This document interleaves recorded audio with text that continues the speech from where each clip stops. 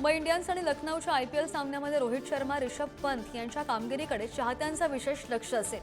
पंत आणि रोहित हे दोन्ही तारांकित फलंदाज लयीत नसल्याचा परिणाम त्यांच्या संघावर सुद्धा होताना दिसतोय आणि त्यामुळे ते या सामन्यामध्ये काय खेळी करतायत हे पाहणं सुद्धा महत्त्वाचं असेल. सामन्यापूर्वी मुंबई इंडियन्स टीमने अयोध्येमध्ये जाऊन रामलल्लाचं दर्शन घेतलं. सूर्यकुमार यादव, दीपक चहर आणि तिलक वर्मा यांनी हनुमानगढीला भेट दिली. सूर्यकुमार आणि दीपक चहर यांच्यासोबत त्यांच्या पत्नी सुद्धा होत्या. सूर्यकुमार यादवने पत्नी देविशा शेट्टी सोबत हनुमानगढीला पूजा केली.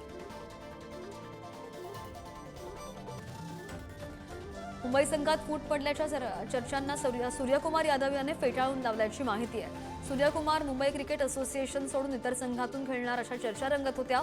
अफवा पसरवणारे पत्रकार आहेत की स्क्रिप्ट रायटर्स, असा सवाल त्याने समाज माध्यमांवर केला.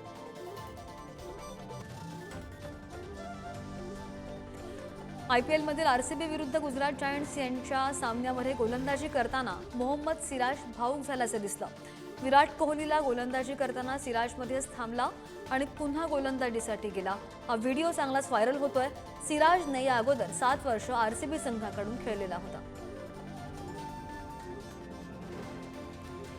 गुजरात टायटन्सचा वेगवान गोलंदाज कगिसो रबाडा IPL सोडून मायदेशी परतलेला आहे आणि त्यामुळे गुजरात संघाला मोठा धक्का बसलाय. रबाडा वैयक्तिक कारणांमुळे IPL सोडून मायदेशी दक्षिण आफ्रिकेला परतलाय. तसंच रबाडा कधीपर्यंत पुनरागमन करेल याची संभाव्य तारीख सुद्धा देण्यात आलेली नाही. न्यूझीलंडचा फलंदाज मार्क हा पाकिस्तान विरुद्धच्या एकदिवसीय मालिकेमधील शेवटचा सामना खेळणार नाही. दुखापतीमुळे त्याला सामन्यामधून विश्रांती देण्यात आली आहे. पहिल्या एकदिवसीय सामन्यात क्षेत्ररक्षण करताना त्याला दुखापत झालेली होती.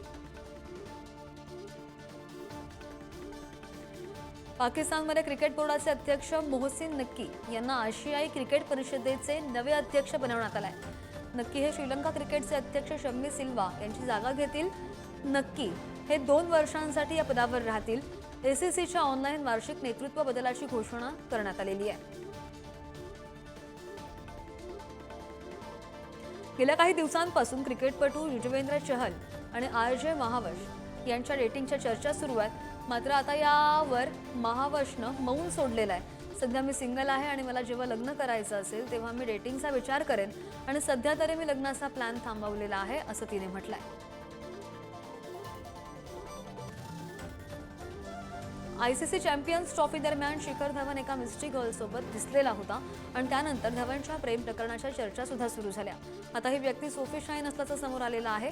ती आयर्लंडची आहे. एका मुलाखतीमध्ये धवनने त्यांच्या नात्याबद्दल सांगितलं.